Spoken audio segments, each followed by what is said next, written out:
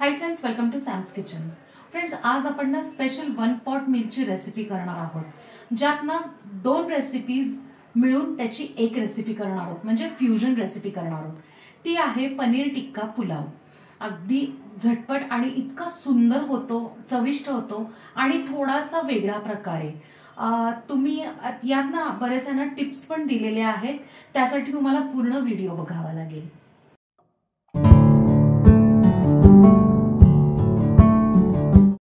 पनीर टिक्का पुलावसाठी ना आपण इकडे ना दिल्ली राईस म्हणजे पुलावचा तांदूळ घेतलेला आहे. मी 2 वाट्या घेतलेल्या आहेत. आपल्या जे रेग्युलर आमटीची वाटी असते ती.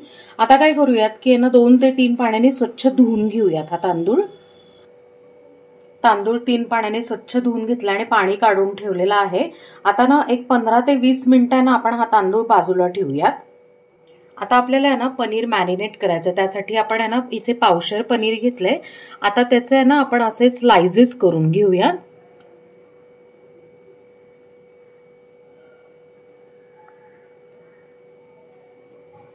पनीरचे असे आहे ना मीडियम स्लाइसेस करून घेतले. फारही पातळ नाही, तर काय होतं की पनीर आपलं तुटतं. पनीरसाठी आपल्याला मॅरिनेशन तयार करायचंय. तर एका भांड्यात आपण आहे ना अर्ध बाउल आहे ना दही घेणार आहे. असं जरा ना घट्ट दही घ्यायचं, पातळ किंवा असं दह्यातलं पाणी वगैरे असं नाही घ्यायचं. त्यात अर्धा चमचा पावभाजी मसाला, अर्धा चमचा आपली जी रेग्युलर रेड चिली असते म्हणजे लाल तिखट असतं ते, कलरसाठी अर्धा चमचा कश्मीरी लाल मिरची पावडर, पाव चमचा हळद, 1 चमचा कॉरिएंडर पावडर म्हणजे धनेपूड, 1 ते 1.5 चमचा लसूण आणि आल्याची पेस्ट, 1 चमचा बेसन. बेसन कशासाठी माहिती का, की मॅरिनेशन सगळीकडे छानपैकी आहे ना स्टिक होतं यासाठी. 1 चमचा तेल, चवीप्रमाणे मीठ. आता आपण पनीरला लावणार आहे, सो त्या पद्धतीने आपण आहे ना त्या अंदाजाने मीठ घ्यायचंय. आता हे मिश्रण जे आहे ते छान फेटून घेऊयात, म्हणजे मस्त क्रीमी टेक्स्चर येतं. हे मिश्रण छान फेटून घेतलं आणि तुम्ही बघू शकता की मिळून पण आलंय आणि क्रीमी टेक्स्चर झालंय. आता एक पनीरचं जे स्लाइस आहे तो ह्याच्यातनं घ्यायचा आणि असं ना कोट करून घ्यायचं, म्हणजे मॅरिनेट करायचं आणि एका प्लेटमध्ये काढून ठेवायचं. पनीर मॅरिनेट करून झालं की एवढं ना मिश्रण उरतं, ते आपण बाजूला ठेवणार आहे. त्याचं काय करायचं मी तुम्हाला नंतर सांगते. आणि आता जे पनीर मॅरिनेट केलेलं आहे ते अशा पद्धतीने आपण एका प्लेटमध्ये ठेवलेलं आहे. ते जवळजवळ एक अर्धा तास आपण आहे ना मॅरिनेट करून बाजूला ठेवणार आहे. पनीर अर्धा तास छान मॅरिनेट झाल्या. आता आपल्याला ते फ्राय करायचं, म्हणजे शॅलो फ्राय करायचंय. त्यासाठी मी एका पॅनमध्ये तेल घेतले. ते काय करायचं, असं राऊंड फिरवायचं, म्हणजे काय होतं की सगळीकडे हे जे तेल आहे ते कोट होतं, छान स्प्रेड होतं. आता पनीरचे स्लाइसेस जे आहेत मॅरिनेट केलेले ते आपण हलक्या हाताने ठेवून घेऊया. स्लाइसेस आपण यांना ठेवून घेतलेले आहेत. आता 1-2 मिनिटांना त्याला डिस्टर्ब नाही करायचं, कारण सुरुवातीला कसं होतं की ते स्टिकी असतं. खालून यांना व्यवस्थित आपण यांना फ्राय करून घेऊया. 1-2 मिनिटं झालेत. आता आपण यांना हे फ्लिप करून चेक करूया. येस, तुम्ही बघू शकता इतका सुंदर कलर आलेला आहे.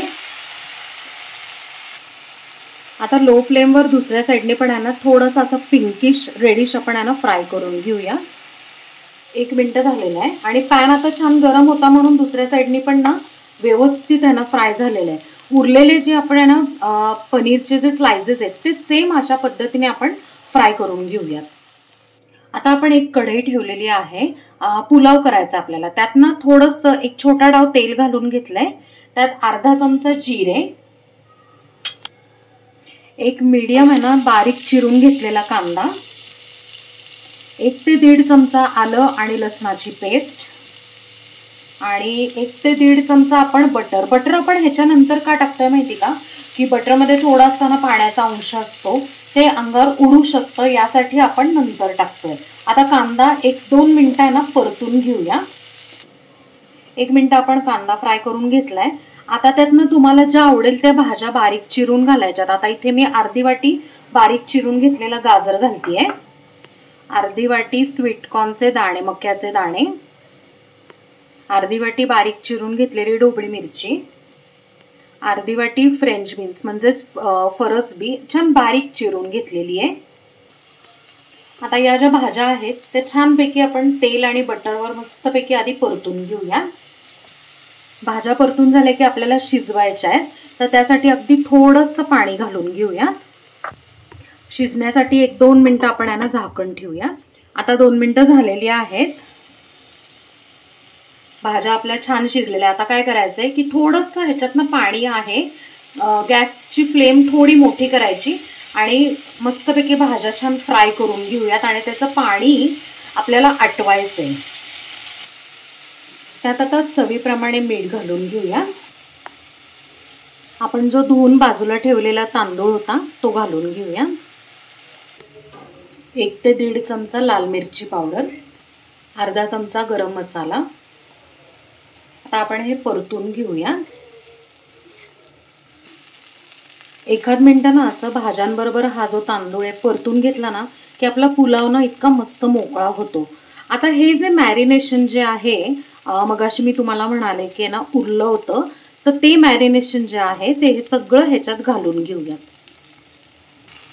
आता हे जे मॅरिनेशन जे आहे ह्याच्यात आपण छानपैकी ना फ्राय करून घेऊया आणि मिक्स पण होईल व्यवस्थित. मिक्स करून झालं की आपण एवढं वाट्या ज्या आहेत, 2 वाट्या आपण पुलावचा तांदूळ घेतलेला आहे, तर ह्याच्यात डबल आपल्याला पाणी घालायचं, म्हणजे 4 वाट्या आपण गरम पाणी ह्याच्यात घालून घेऊयात.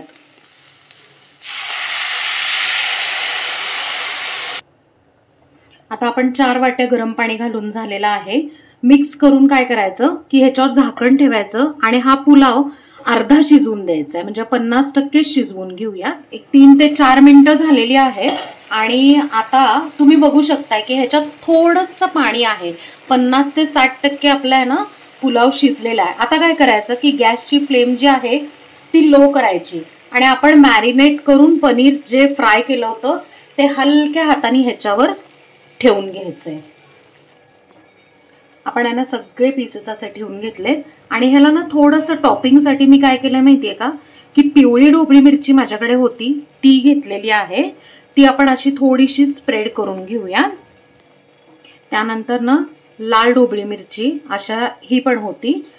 जर आता तुमच्याकडे जर ही अवेलेबल नसेल तर तुम्ही जी आपली हिरवी रेग्युलर जी असते ना ती जरी आहे ना असे पीसेस किंवा लॉंग असे ना हे कापून घ्यायचे जुलियन स्टाईल आणि त्या पद्धतीने आपण ह्याच्यावर टॉपिंग करायचं. आता काय करायचंय की पुलाव अजिबात हलवायचा नाहीये, परत झाकण ठेवायचं आणि पुलाव उरलेला शिजू द्यायचा. अंदाजे 1-2 ते 3 मिनिटं लागतात या प्रोसेससाठी. 1-2 मिनिटं झालेले आहेत, आपण चेक करूया. आता आपण ना चेक करूयात की पाणी आटलंय का. येस, पाणी आटलेलं आहे.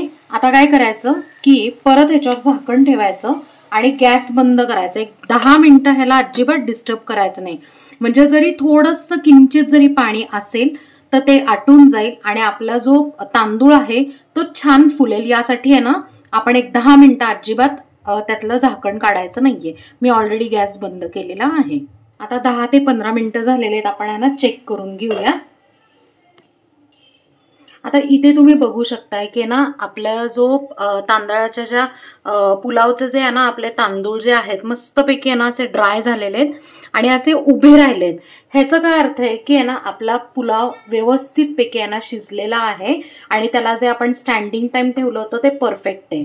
तर अशा पद्धतीने आपला पनीर टिक्का पुलाव तयार आहे. आपण तो आता सर्व करून घेऊयात. आता हा पुलाव सर्व करायचा कसा ते मी तुम्हाला सांगते. काय करायचं माहिती का, एक असा मोठा डाव घ्यायचा आणि हा जो पनीरचा पीस आहे भातासकट तो उचलायचा आणि छानपैकी असा प्लेटमध्ये सर्व करून घ्यायचा. तर अशा पद्धतीने हा पुलाव आपण सर्व करून घ्यायचा असतो. फ्रेंड्स, मस्त असा गरमागरम यम्मी पनीर टिक्का पुलाव तयार आहे आणि आपण तो मस्तपैकी ना गरमागरम सर्व करून घेतलेला आहे. फ्रेंड्स, कशी वाटली तुम्हाला आजची रेसिपी? आहे ना थोडीशी वेगळी, एकदम हटकी आहे. आता ही जी रेसिपी आहे यासाठी ना पनीर मॅरिनेट करावं लागतं. तर ते तुम्ही थोडंसं संध्याकाळी जर तुम्हाला ही रेसिपी करायची तर तुम्ही सकाळी सुद्धा मॅरिनेट करून ठेवू शकता. तेवढाच त्याचे फ्लेवर्स आहेत ना ऍक्च्युली मॅरिनेशनचे खूप छान उतरतात. सो नक्की ही वेगळी रेसिपी करून बघा आणि मला कमेंटमध्ये सांगा आपल्या चॅनलला सबस्क्राईब करा, लाईक करा, शेअर करा आणि कमेंट करा आणि बेल आयकन नक्की प्रेस करा नवीन व्हिडिओच्या नोटिफिकेशनसाठी. थँक्यू.